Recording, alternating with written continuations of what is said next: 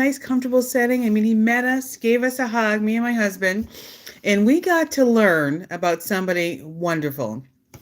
Joseph Batesta. He took the time to sit down with us and he suggested one of the best things I should do for my channel was going live more often.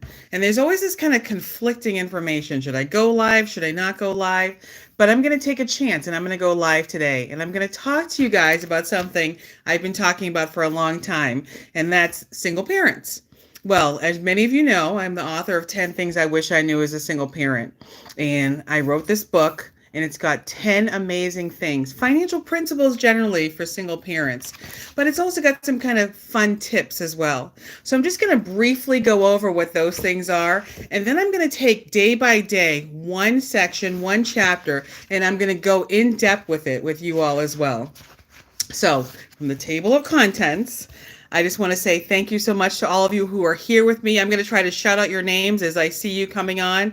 Tell me who you are, where you're from, and I'm going to really try to engage with you because this is a big part of who I am. A lot of times I was traveling cross country, I was meeting with people, and it was pretty cool. I'm interviewing them, but more importantly is really connecting with you on a one-on-one basis and really identifying what you want to talk about, what your needs are, and engaging with you all. And I learned that today from Joseph. So I'm putting it out there. I'm going to go over the chapters and let's do a deep dive into different parts of 10 Things I Wish I Knew as a Single Parent. So chapter number 1 is a life insurance policy can change your life. And I'm going to talk about that more in depth. It's going to take a while to really get into that. And I'm going to explain to you why I think that is important. Working hard, number 2, does not create financial freedom. Trust me, I know. My husband's one of the hardest workers, and many people are in the landscaping construction field, and many of them are not the wealthiest people in the world. So just putting that out there. Number 3, be independent. You don't need a partner. And there are some amazing single parents who've shown this to be true. Taraji P. Henson is one, and I talk about this in my book. Antonio LaFaso, and a lot of other really amazing people. Number 4, your kids need you emotionally, and that is packed with a lot of things. I'm going to teach you about that at some point. Number 5, don't work to the point of exhaustion, because that just does nothing for anybody. You just work, and suddenly you don't even have the energy to do what's important to you. Number 6, leverage your tax refund to buy assets. Number 7, teach your children to be independent. Number 8, save money and stop spending every dollar. Number 9, create a family business, and one of my personal favorites, to last for generations. Spend wisely and use loans to acquire assets is number 10. So why are these things even important? Well, I will tell you, number 1, I was a single parent for many years, and it was probably one of the most challenging experiences in my life with my family. And my mind was kind of scattered in a variety of ways in a variety of places. And I honestly didn't even know my mind was having these challenges because I was just moving, and I was focusing on the only thing I thought was important, which was making money. And although that is very important, that is not the only thing. So, in raising your children and being a single parent, the ability to control your mind and stay calm while raising your family allows you to make some amazing choices. It also gives you the strength to keep going each day. And I know in some situations when you have domestic violence, when you're struggling with homelessness, it can be very challenging to be able to focus on staying calm and in the moment, but it is definitely possible. So take my word for it. Okay, so that is why I teach single parents in particular. I am not a single parent anymore. My children are all grown up. I have grandchildren as well. It's pretty amazing right now. But there was a time when it wasn't. There's a time when we were going from place to place and we did not even have a place to live. We did not have housing. And that was a challenge for us.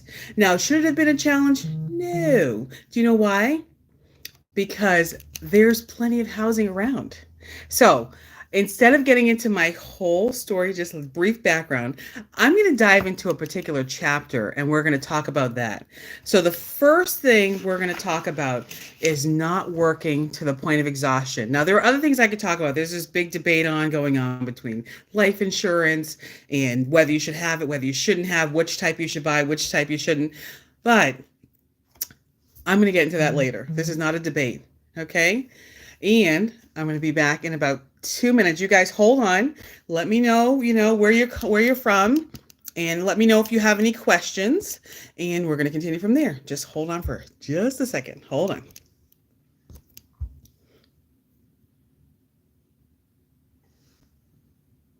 Okay. All right. Apparently some people wanted to chat with me, but it looks like my chat is not enabled. So we're going to work on that, I guess, a little bit later. In the meantime, while we're figuring out the technical difficulties, I want to know, let me see, where you're from. Okay, because I cannot see. Okay. Can you guys see me okay? Is that a little bit too bright? Okay. Okay. We're going to talk about the first thing. So why is it important not to work to the point of exhaustion? How do you even do that? What does that even mean, working to the point of exhaustion? Well, number one, when you are working 1, 2, 3, 4 jobs, the problem is you cannot concentrate on any one job. And I know it seems like, oh my gosh, how am I going to pay my bills? How am I going to take care of my children? But you actually could think much more clearly if you didn't constantly work all the time. So how do you do that? What does that mean? First and foremost, we want to try to find work that allows us to even be home with our children, and especially if our children are small. The better you can be around them, the more frequently you can be around them, the easier it's going to be for everybody. So right now, in this day and age, being a single parent is actually probably a lot easier than it was when I was one. You guys have so many options in terms of working, in terms of when you work, how you work. There's so many options that I did not have. And some of that is just that you could deliver packages. I mean, that's one option, of course. You can work from home, you can work nights. I mean, I used to work in the hospital in the evenings, and that helped me a lot, be home with my children during the day. I was a little bit tired, but you do what you have to do. You guys have just a myriad of options. I've seen so many remote opportunities like I've never seen before. You can work split shifts. You can do something during the day, be home with your kids. You can go early in the morning, then be home with the kids, take them to school, go back to work. You can work in the evening. For those of you who have a great support system, even if you don't have a support system anymore, you have so many options. So just give yourself the possibility of what can be out there, okay? Some of the things I did was I had a live-in person. I would be a home provider for somebody with developmental disabilities, and I took care of somebody in my home. She lived there full-time, and I was able to concentrate on my children, be home with them during school, be home with them when they had vacations and holidays. Some of the other things I work also in now, I'm married. But this is something I didn't know at the time, working in landscaping. There's so many options out there. There's, my gosh, I can't even describe it. Whether you're working for a pharmaceutical company, whether you're working for a supermarket, whether you're working for a tech company, gosh, the limits, there's just so many things out there that you can do. So keep that in mind. You're not forced to be in any particular confined situation. I even deliver the newspaper. So I would do that in the morning, and then I had another job. But in order to focus on your children, it is very important that you're not doing stuff all the time, working all the time. So what are some fun things you can do? I mean, you guys let me know what your fun ideas are. If you can't do it today, that's fine. I will figure it out, the technical stuff, and then I will make sure that you can add it. But definitely go onto my channel, Single Parent Superstars, and just tell me what are some things you'd like to talk about, some things you want to hear about, some jobs that you worked, that you liked, didn't like. Some of the jobs I'm seeing now are way different than what was available back then. I mean, are you in marine biology? I don't know.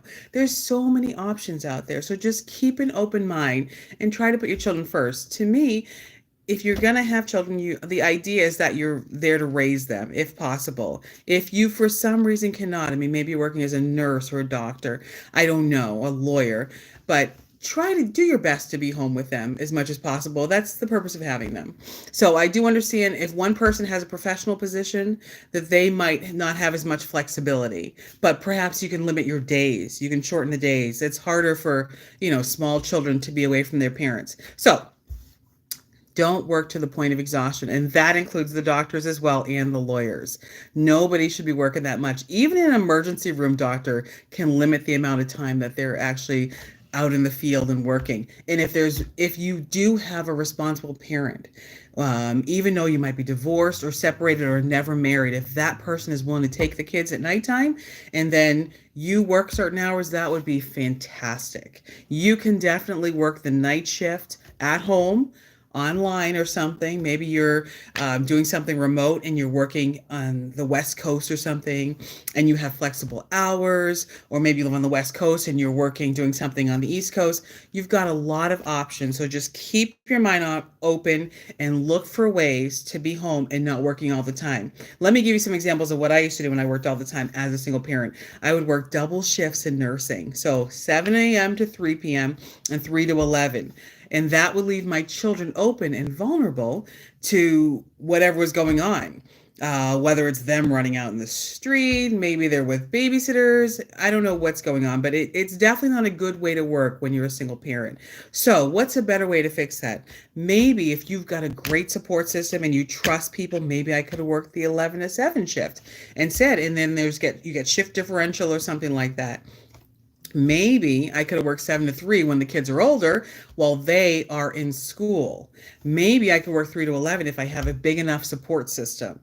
And these days, you guys have so many options. Like I said, the package delivery, I'm seeing stuff all the time where people are working here, doing a half day here, splitting it up, working this shift, working that shift. So you got a lot more options than I certainly had. And I'm so grateful for you guys. I wish I had the same thing back then. Me, I'm like driving, I tried to have a flexible schedule with delivering the mail. I had my daughter, they're called the Rural Carrier Associates. I'd have my little my daughter Anastasia, she's in kindergarten and I'm driving. And they're like, Sonia, you can't bring your children with you to deliver the mail. So obviously, hopefully that's not an option. So you can't bring the kids to deliver the mail, but maybe there's some other way, some other work you can do. There's flower delivery. There's so many things. The more technical you are, the more you can do things from home, whether that's, working for Verizon, working in insurance, working whatever, technical assistance. You got a lot of options and it's pretty amazing. So I personally enjoy working with my husband's company and landscaping, hardscaping. It has been really amazing. The funniest thing is one time my kids and I lived in a 5-bedroom home and I had no idea how to maintain that home. It was so strange. And then I do landscaping with him and I'm like, oh my gosh, mulch. That's pretty straightforward. I've never seen that before. So there's a lot of options, a lot of cool things out there that I really enjoy. So just do like me, try to experiment, try to get out there, try to find different ways, find ideas of ways to work. Maybe you've got mechanical abilities. Maybe you could be a traveling mechanic. Maybe you could get out there and be a mobile detailer. I mean, there's so many things you can do. Working from home, maybe you want to be a virtual assistant. There's a lot of stuff, a lot of fun things out there that I think are just amazing. There used to be things like, I don't know, medical transcriptionists. Maybe they're doing things like that now still. I'm not sure. But if you guys have ideas, please throw them at me and let me know what you think is great. Sales. I personally love sales. I love going door to door, interacting with the people and selling something. A product can be a very good thing. You can do that from home. You can start out at home, do that later. Going and meeting with people, whether it could be any business. There's always a need for sales. So keep your eyes open, keep your ears open, look for ways to better yourself, and let me know what you do as a single parent. What is your profession right now? Because that's pretty cool as well. Okay, so in my chapter where I talk about not needing to work to the point of exhaustion, let me just read a little snippet for you about that, because you got options. Okay, in chapter 2, working hard does not create financial freedom. Oh, excuse me, that's not the one. We're talking about working from the point of exhaustion. Working to the point of exhaustion. That's not the right chapter. Okay, so that would be actually chapter 5. You don't want to work to the point of exhaustion. So Let me see.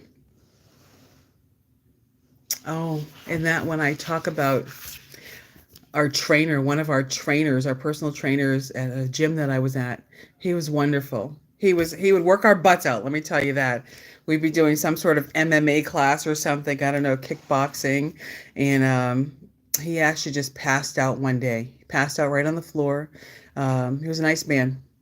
We had some great classes with him. He was a lot of fun. He'd be screaming at us in class, but it was like a ton of fun. And then all of a sudden one day he just literally passed out. And that was the end of him teaching that class. But it's so unfortunate because he was only in his 50s. He was very young.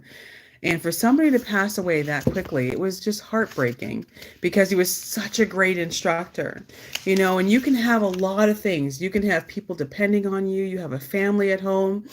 And the only thing you're thinking about is, I've got to make a few extra dollars. And that's true. You probably do need to make a few extra dollars. We all do. It's always fun.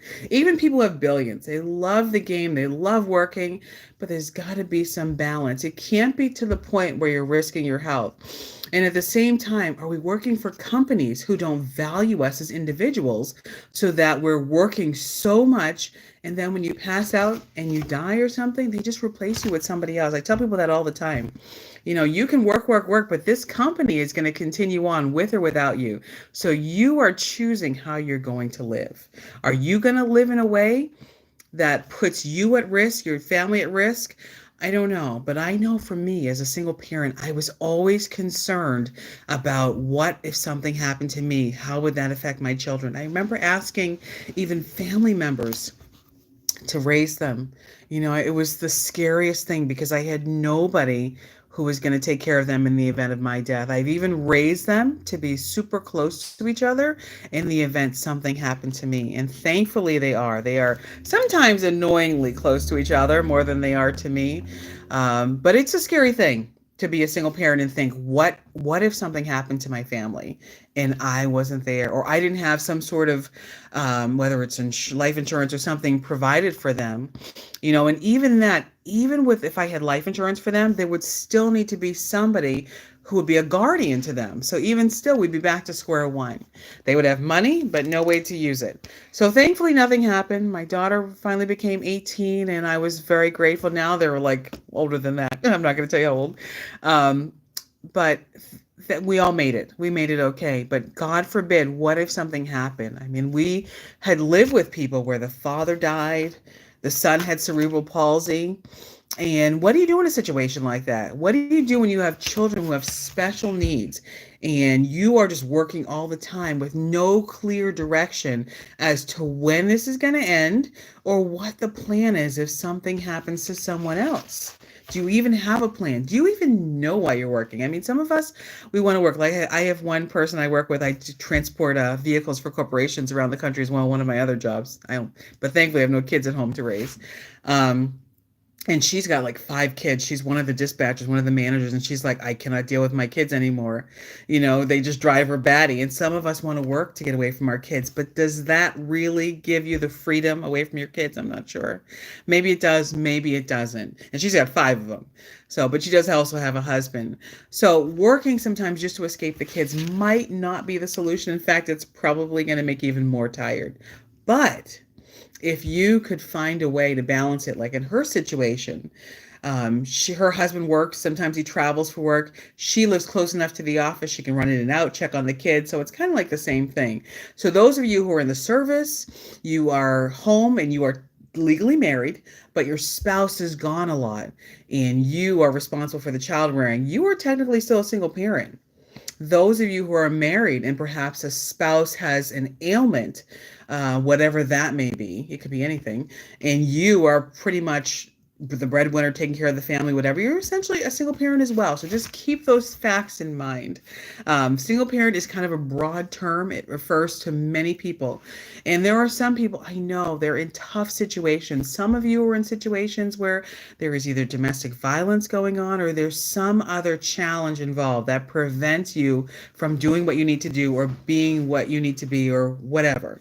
So I do understand that sometimes there are extenuating circumstances, but I also understand that there's probably more you can do than you are presently doing.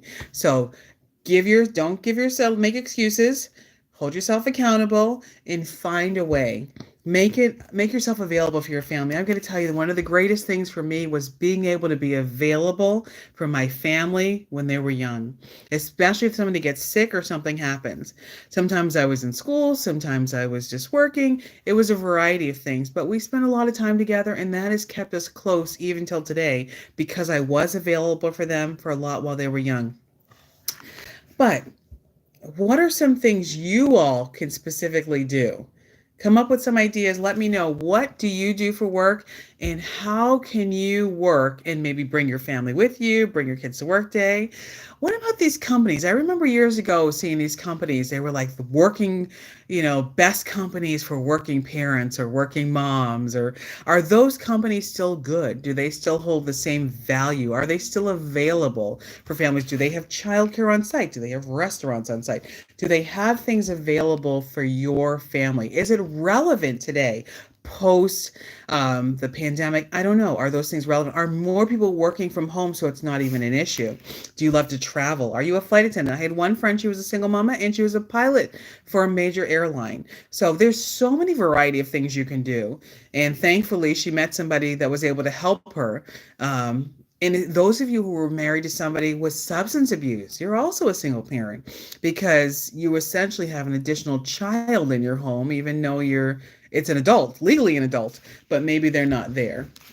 So I'll read you a little bit of something from my book, and it's Not Working to the Point of Exhaustion. Our children need us. This is page 22. Our children need us. We also need to be good to ourselves. When we work to the point of exhaustion, we are risking a heart attack, a stroke, accident, or disability. Who will raise your children when you are gone? Think about that question for a minute. You're working. Who's going to take care of your children? I had one family member, my sister-in-law, and her father passed away. He was also in his 50s and left mom, to raise the kids, and that's a lot. Continuing on with the story. I remember asking family members to care for my children in the event of my death, and I did not receive a definitive answer from anyone. The funny thing is, if anyone had asked me the same question, I would make it work. Nothing gives a single parent peace of mind except knowing that children are well cared for. Who do you have to help you with your children in the event someone passes away? Do you have an emergency plan already set up? Do your kids know what it is? Do you even care? Are you even communicating with your children? So make sure, one, you're not working to the point where you're just like, you know what exhaustion is. You come home and you're just spent. You take the clothes off, the shoes off, and you just want to plop on a sofa, maybe in front of a TV, maybe a cup of coffee, maybe wine, I don't know. But you're just at the point you just have no energy. And that is not how you want to come home with your kids and your family because they have so much to tell you. And there's so many things out there for them to get involved in. You really want to try to be available.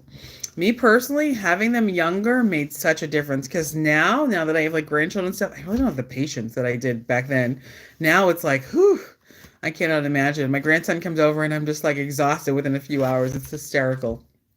Nevertheless, try to be there. You want to be available. You want to have fun. So what are those careers where you can enjoy yourself? I definitely think, obviously, the more specialize your training, probably the better it's going to be for you to have flexibility in your schedule. Obviously, a lot of times doctors, lawyers, where you work in your own private practice, you probably have more flexibility. But they're not the only ones. There's a lot of people with flexibility. I've been in groups of people.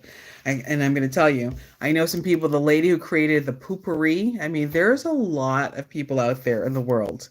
But I was in a group with her, and then a lot of these people have a lot of flexibility in their schedule. So, the product poopery, yeah, I know her. There's authors. You can write a book. You can write for somebody. You can do so many things. Your training in school is not limited to just that, what you learned in a book. You can take that training and use it for a variety of skills. So don't limit yourself. I personally have always liked working in finance. I can do a lot of that from home, and then I go out and meet with clients, that sort of thing. I like doing, like insurance. I can do that from home as well. There's so many things you can do. My daughter has worked for progressive and casualty companies, excuse me, property and casualty companies and insurance, and she works from home almost all the time. She's always doing remote work. So there's a lot of options for you guys out there. My gosh, I wish it was like this back then. Before, we just were kind of running. And a lot of times when you're doing that, you're doing a lot of dead end jobs. Not everybody, but sometimes you are. And you can be to the point where you're not really sure what direction you're going in. You're just moving and you're not sure why. And you want to stop, take a breath, and just ask yourself, why am I doing this? Why am I working in this particular field? Is this what I said I wanted to go to school for? Or is this just what I'm doing to pay the bills? And if you're just doing something to pay the bills, let that only last for a short period of time. You want to do something that brings you some level of joy and fulfillment and happiness in your life. So try to find something that brings you peace, that gives you harmony. And to do that, you might need to spend time in just quiet comfort by yourself, whether it's in meditation, whether it's a moment of silence, whether it's in prayer, it doesn't matter. Maybe you're meant to be a rabbi. I don't know. Maybe you're meant to be a priest or a minister. There's so many things, but you're never going to discover what your God-given talent is until you take time to breathe. And you want to be there for your family as well. It is such a gift to be with your family, to be home, and to be able to share that time with them. What are some games you guys like to play when you're with your family? Do you do things at home? Or are you just home? Are you working from home now, but you're not even present? That's another thing. Are you even present when you're home? So you can work to the point of exhaustion, then you come home and you're not even there. Your body's there, but you're not there. Whatever's going on, whether you're trying to focus on something else or you just got something else on the brain. That is not good. It's not healthy for the brain. It's not healthy for the family. So what do you do? What are some steps you can take as a single parent? Number one, please get up in the morning and just spend time by yourself. Okay. Just take that time, whether it's 10 minutes, 20 minutes, 30, an hour, whatever works for your household. Because when you get up, and I see a lot of single parents doing this, and they just start rushing. You don't even know what you're doing. You just jump out of bed. You haven't had time to just breathe and be in your own moment of silence. And you're already taking care of the family, whether it's checking the bank accounts or washing dishes or whatever it is. Taking care of pets. Many of you have pets. So taking whatever it is. I have a guinea pig, not even my guinea pig. I'm the grandparent of the guinea pig, and it's a lot of work. The smaller they are, the more work they are, the more cleanup, the more feeding and things like that. So take a moment to yourself. Maybe just read in quiet confidence, a moment of silence, a moment to just figure out your day. Ideally, plan out your week if you can. But if you can take that time and enjoy yourself and enjoy your family, it would be great. But the only way you're going to be able to enjoy your family is if you first take that time for yourself. So take that time for yourself. And that will also help you stop this working to the point of exhaustion. I know we have demanding bosses out there. I know there's deadlines. I know some bosses are really jerks, and it makes it difficult to focus on yourself. But like I said, once you pass away, they're just going to replace you with somebody else. What are some things? What is something you've always wanted to do that you have not had an opportunity to do? Maybe it's writing. Maybe it's reading to children. Maybe it's reading to seniors. Have you thought about working with seniors? What about games? Like just being able to do games, I think is so cool, so fun. I love volleyball. There's a lot of fun stuff out there. I'm going to talk about that more. I'm hoping to do a collaboration with somebody, and we're gonna do a deep dive into volleyball. So stay tuned. I'm going to really try to work on this like 1 hour a day and just really connecting with you all and keeping it focused. So who am I? For those of you who are just joining me now, Sonia Galyon-Kamonika, and I'm the author of 10 Things I Wish I Knew as a Single Parent. And my goal has always been to make kids safe by educating their parents. And one of the things today we're going to talk about is just not working to the point of exhaustion, not working so much where you don't even have time for yourself. Just imagine you worked every day and you're exhausted and you come home, and that's how you live your life. You just go to work, you get up and you come home. Excuse me, not a way to live, not a way to enjoy your life. It's also not good for the family and all the rushing around and like, what are you doing it for? What's the purpose? Do you even have a purpose? Do you even know why you're there? So whatever that means for you, whether that means what you're part of a religion or you're not a religious person or you like to meditate or whatever, it doesn't really matter. What matters is you honing in yourself, creating a balance of calmness, of joy, of happiness in the home. And even people who work from home, I find when I work from home, I think I work more hours than when I go to an office. So when the children are small, this is what I like to do. When they're small, I like to work from home in some capacity, whether that's working at nights, whether that's working split shifts or something, whatever you can find to do. Find a way to be with them. And then as they go to school, then you certainly have more flexibility in your schedule. Sales is always a great way. One of the benefits of sales is sometimes you get a company car. So that can be a cool thing as well. But something where you can be present, you can enjoy yourself, you can enjoy yourself as a parent, you can enjoy yourself as an employee. And the happier you are, the better you are as a person, the more likely you're going to get promoted. And then as your children are grown up and you're creating all these, you're getting these promotions, you're doing a lot of cool stuff, then it's really going to make a difference. But if you just kind of throw your job to the wayside or you're just running from one job to the next and you're not really sure what it is you're trying to accomplish, then it's going to be very difficult to build. And then when the children leave and they get older, especially teenagers, and they want to just be with their friends and not with you, you're not really going to have an identity. You're not even going to know who you are. So it's important that you hone in on these skills and what it is you're trying to accomplish now. But it's also important that you have balance in the household. Some people say, listen, I got to have dinner at 6 p.m. every night. So I need to work a schedule around that so that we have consistency in our family. For us, we love playing games together. So we want to be able to play games. I want to work a schedule that balances all of that I can enjoy my family, I can have peace of mind, go to the gym, do different things, and still have balance. So what are some other ways people work to the point of exhaustion? You know what they do? They ruminate. They just keep things going around in their mind all day. It's just rolling around in there. And you're just thinking, and not accomplishing anything. And you know what they say about insanity? It's doing the same thing over and over and expecting different results. Well, that's what they're doing. They just think of the same thing. It's going over and over in their brain, not making no progress. Nothing's changing.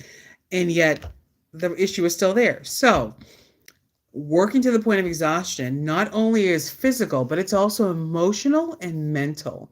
So what are some emotional things you are doing that are causing you to be exhausted? Because exhaustion is more internal many times than it is physical. I'm telling you, I do physical work sometimes with my husband and his work. We do put pavers down and we build retaining walls, and that stuff can be a little heavy. I lift 80-pound bags of concrete and cement, and yet sometimes the emotional is heavier than the physical. Excuse me. I've done wheelbarrows of mulch, and still nothing like the emotional stuff that happens. So the emotional stuff is very critical that you work on that prior to building this life of not working to the point of exhaustion. So what are some things you can do? What are some thoughts you can think? Are there things that are coming into your brain that are preventing you from having that sort of peace of mind, health, happiness, that sort of thing?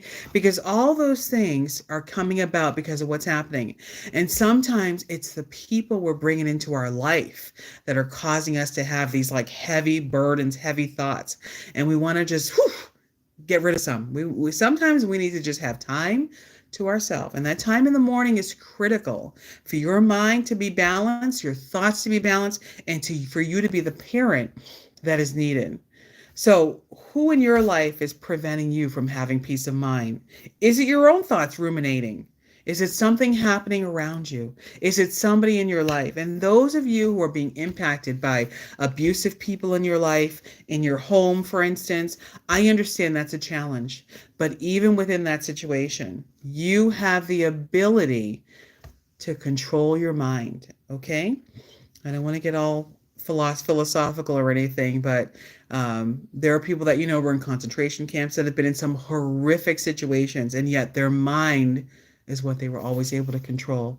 So even in some of the most horrific situations, we can control our minds. We are making a choice every day how we are going to live.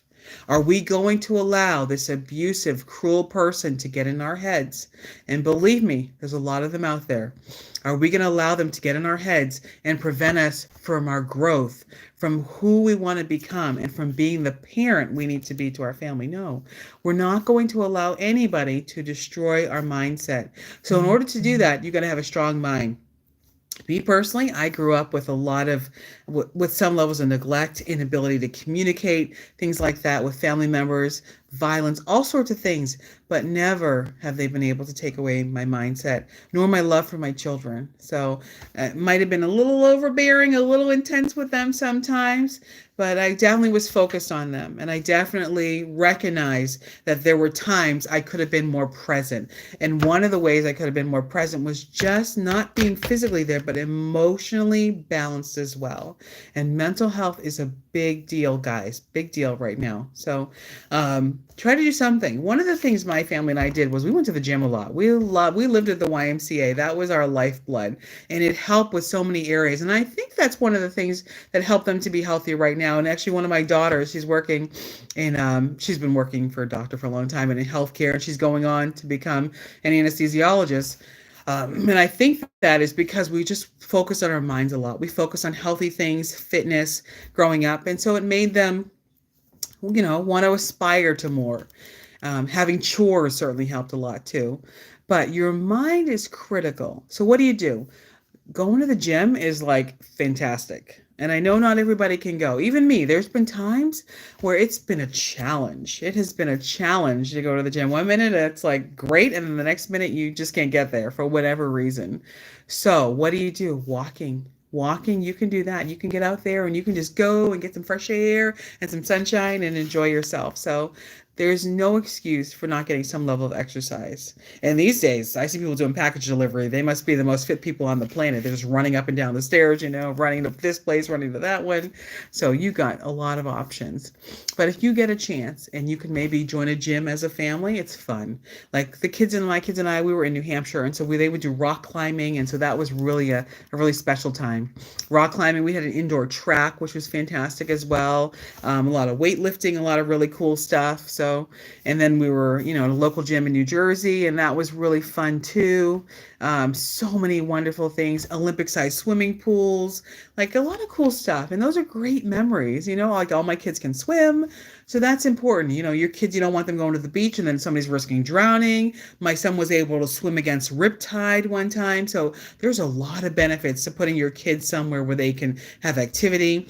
Some of the other thing is the more involved they are in the gym, the less likely they are, or not just the gym, but activities, the less likely they are to get into other things like drugs and alcohol and stuff at a young age, smoking and all these things that could cause problems. And now everything's legal, at least on a state level, not a federal level, but people are smoking this, smoking that, So things have changed a bit, but in some ways they haven't. You still need some level of fitness, some level of health, and that helps the mind to be strong as well. And no one can mess with you if you're going to the gym. I don't care how abusive their speech is. I don't care what they're doing, what they're saying, because they're envious or whatever. You go and you take care of yourself. They can't touch you. There's nothing they can do to you. So just keep that in mind. And listen, I'm here for you. I'm here with you as well. And I'm excited. I'm excited to be on this journey together. I don't think I'm going to necessarily read the whole book, but I'm going to read sections, and we're going to go over different things. And one of the biggest things right now today is just being able to have balance. I don't want you to turn up like the person at my gym where he was working and then all of a sudden he wasn't with us anymore. He was such a cool guy. He was so fun too. Tall, dark, handsome, just a wonderful person. And it's so sad to see he left behind children, grandchildren and stuff. And that's really sad. But that can happen to anybody when we don't have this level of balance, when we're so focused on our jobs or so focused on making somebody else's dream come true that we forget we have a dream also. You have a dream too? And you get to have your dream as well. We're not just living to make somebody else's dream come true. We're living to be present a long time. I want to be like Betty White. I want to be like 92 and out there and still working and pumping and doing things that make me happy. And you should be doing the same thing for yourself as well. Get out there, have some fun, enjoy yourself, but have balance. So what does that look like? Does that mean, okay, every day I've got to have a rigid schedule? I'm up at 5 a.m. I go to the gym. I do this. I do that. No, of course not. Because what happens is going to be different for each family. Your family, maybe you like to sleep in. I don't know. Maybe you've got smaller children. You want to sleep in. Maybe they're older and everyone's going out. You're running track. You're playing lacrosse. You're doing soccer. You got things. It just depends on the family. Depends on your family dynamic. So adapt to it. Don't force the kids to be into a bubble also because you're rushing all the time. In fact, you're going to miss a lot of things the more you start rushing and the less focused you are at your home. So you working to the point of exhaustion is not just about your job. Believe me, get your 401k, make sure you have retirement benefits and all that good stuff if you can. But it's about your health too. Like when you work like that, you're risking a heart attack, you're risking a stroke, you're risking a lot of things happening. Some people joke, like they'll say, oh, well, I'll just die, I'll die and then you won't have to worry about me. But that's not true. What if you live and now I'm forced to take care of you because now you've created a disability for yourself because you didn't take care of yourself. So we have things we can do. Obviously, if you get hit by a car, that's a totally different story. You have no control over that. But there are things you can do. You're responsible for your mind. You can take care of your mind. You can take care of your health. There's a lot of things you can do to ensure that you live a longer life. There are things obviously you can't do, but there are many things you can do. So make sure you're taking the time to just do those things. Make sure you're taking the time to be your best. Are you reading every day? Oh my gosh, what a concept. I've got a Kindle. Yes, you can have a Kindle. In fact, my book is on Kindle as well, but read it. Just get a hardcover every now and then. Just read something, enjoy, do things for the fun of it. Have you ever just gone out like with the family and just played a little, badminton in the backyard or something, or a wiffle ball or just something fun? Just get out there and enjoy yourself, because that actually is what makes you stop working so much and try to calm down. And if you are working for this like drill sergeant, whatever, do it for a period of time, accumulate your funds, and then it's time to, get what they say, that F you money, but don't tell them I told you. Just get that little bit of money that you can go on and find something else better. If you temporarily have to work a lot, you do what you have to do. There were times I worked nights and I worked day shift, but you try to not do that for a long period of time. You try to balance your life in a way. I talk to single parents. Sometimes it's your housing is the problem. Sometimes you need to just move somewhere where you have better housing. That could be in a manufactured home, a mobile home, something that's inexpensive to live in. $300 a month versus $3,000 a month, and anything in between. There's options. I had a friend, she's a single mama and she's a doctor, and she's like, well, the more you make, the more you spend. Well, you don't have to do that. Okay. Not everybody does that. You could actually save. You could create a life for yourselves that doesn't cause you to work like a maniac all the time. Okay. There's even people living on ships now, like cruise ships. You could work on a cruise ship. And you work, 6 months out of the year? Can you save that money, put it aside? I try to teach single parents about even just taking your tax refunds, investing that.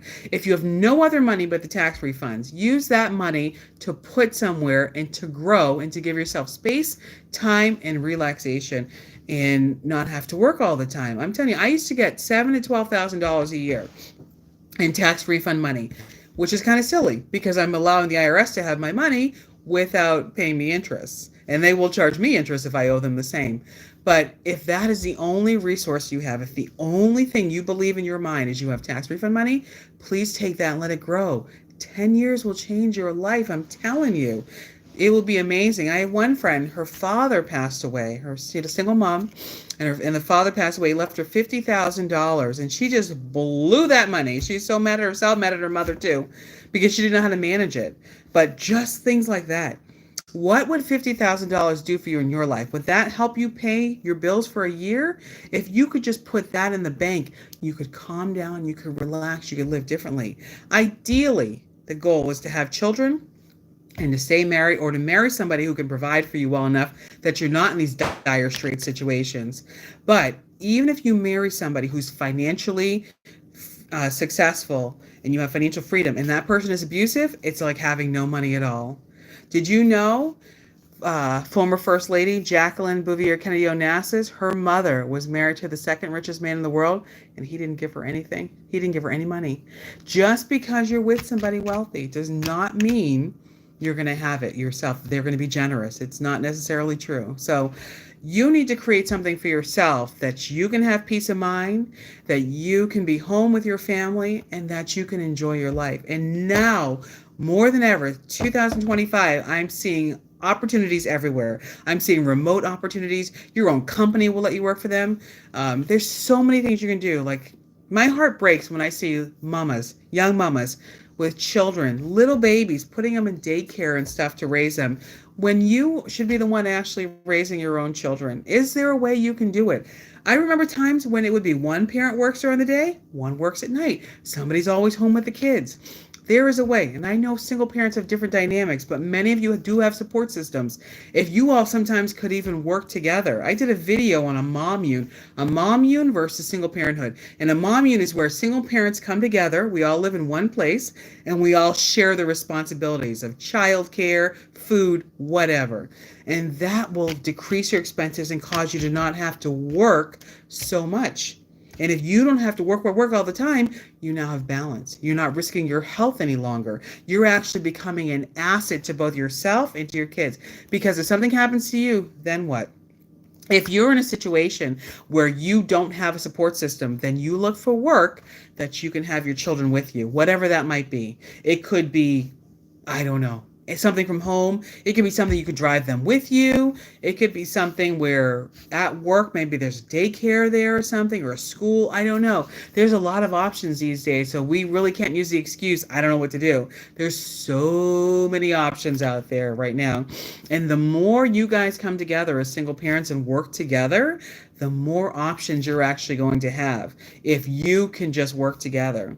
If you're in a situation where there is domestic violence or somebody is controlling the funds and not allowing you to have access to those resources, then more importantly, you definitely need to have a support system. You need each other more than ever. And you need to have a buddy system so that, in a code word, if possible, in the event something happens, that you know that this person needs help, that sort of thing. I know I've been a domestic violence counselor, and I've been around people where police officers are the ones that are abusing their family. The situation of domestic violence, it happens across all levels. We're hearing about it more and more, and with, Diddy and R. Kelly and all these various people, but this stuff has been going on forever, okay? It happens on all socioeconomic levels. There's not one that it's not happening with, okay? So you guys have got to come together and support each other. That is the only way this is going to work. There's no way you can minimize the amount you're working, minimize what's happening within your family, unless you have a support system.